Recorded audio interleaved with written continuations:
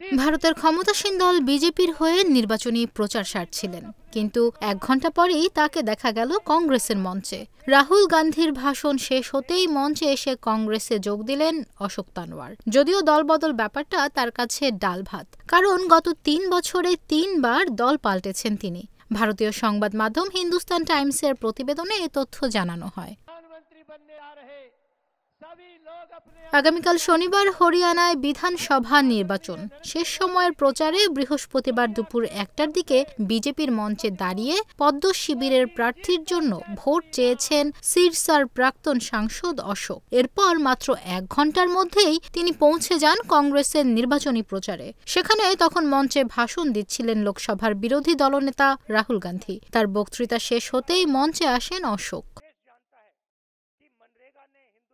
দল পাল্টে ফেলে সকলকে চমকে দেওয়াটা অভ্যাসে পরিণত করে ফেলেছেন অশোক। গত নভেম্বরে বিজেপিতে যোগ দিয়েছিলেন হরিয়ানার এই নেতা। বিজেপিতে যোগের আগে তিনি ছিলেন আম আদমি পার্টিতে। 2021-এর নভেম্বর মাসে দিল্লিতে মমতা বন্দ্যোপাধ্যায়ের উপস্থিতিতে তৃণমূলেও যোগ দেন অশোক। তবে অশোক তানওয়ার রাজনৈতিক ক্যারিয়ার শুরু করেন যুব কংগ্রেস থেকে। রাহুল গান্ধীর ঘনিষ্ঠ হিসেবে পরিচিত ছিলেন। পরে হরিয়ানা প্রদেশে কংগ্রেস সভাপতিও হন, কিন্তু ভূপেন্দ্র সিং হুডার সঙ্গে মতবিরোধের জেরে কংগ্রেসের মূল স্রোত থেকে ছিটকে যান।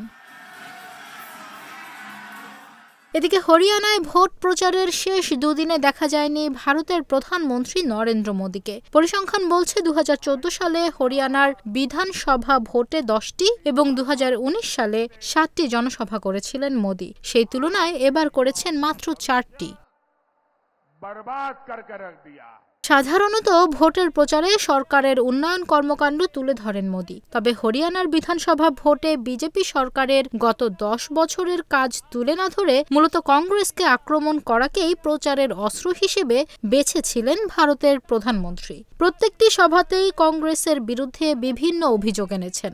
জানিয়েছেন একবার ক্ষমতায় এলে কংগ্রেস নিজেদের ভোট ব্যাংক অর্থাৎ মুসলমানদেরকে সুরক্ষিত করবে।